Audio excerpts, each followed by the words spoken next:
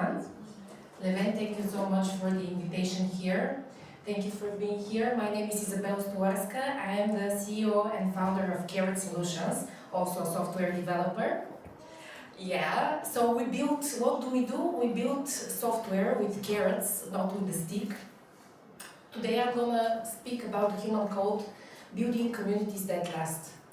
So I found Carrot Solutions 2016 and I'm happy to work with my team.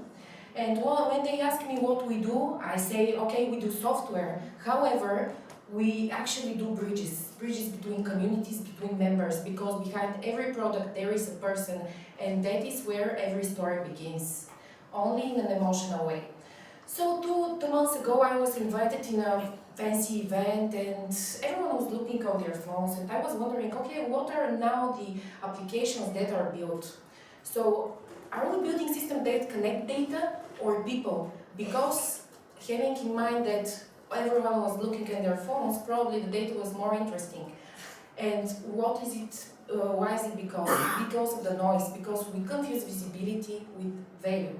TikTok, Instagram, Facebook, everything is just reactions and everything is just scrolling, but there is no value. We need to create digital spaces where people reflect, not just react.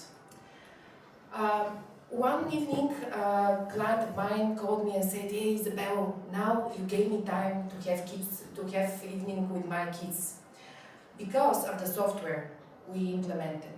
So if your technology doesn't give time back to people, it's not innovation, it's only noise, and we don't want that. So what is the human code defined? It is empathy, trust, and belonging. 3 principles to build by: listen before you plan, feel before you design, and connect before you scale. Otherwise, there will be a problem. And why people join communities? Because they want to be seen. People want to upload themselves, their stories, their goals, their identities. Designed for participation, not only for consumption. That is the main responsibility now for software development and software development lifecycle. And about the leaders, as leaders, there is no need to be the loudest room in the voice anymore.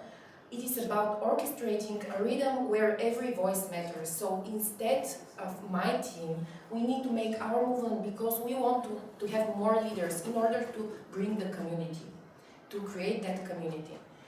And this is related to the sound and vision, which is the human instinct. So from cave payments to TikTok, our tools evolve, but our instinct stays the same. So we need to express, to belong, and to matter, as mentioned. So creativity is not rare. And how does the software work in that way? It works as an amplifier. If it amplifies empathy, that is good. Otherwise, it will amplify ego. And that way, it won't be working. Designed for connection, not for control. So this is about the software. And I signed a contract with a big manufacturing client, and they told me, okay, Izabel, we're afraid that we'll lose our craftsmanship. I said, no, you will see. After providing code digital transformation to their company, they told me, oh my gosh, now we have the ability to create. That client became a community partner, and he told other partners and their clients that the software helped them a lot in the digital transformation journey. That way, human trust stories are more than just specs. Because trust is like an equation, so trust is like a Wi-Fi, you only notice it when it's gone.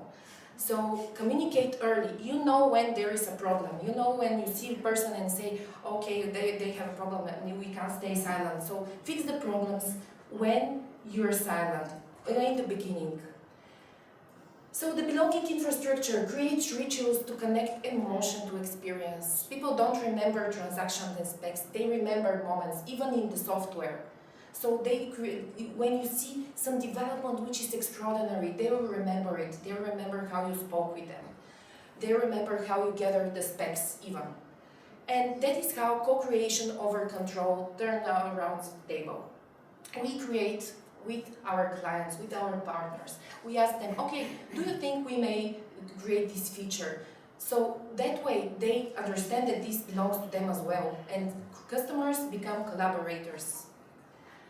So this becomes a culture and a living system. So measure your culture not by slogans but by stories. As mentioned, those people, those clients, they'll be happy and they'll say their stories.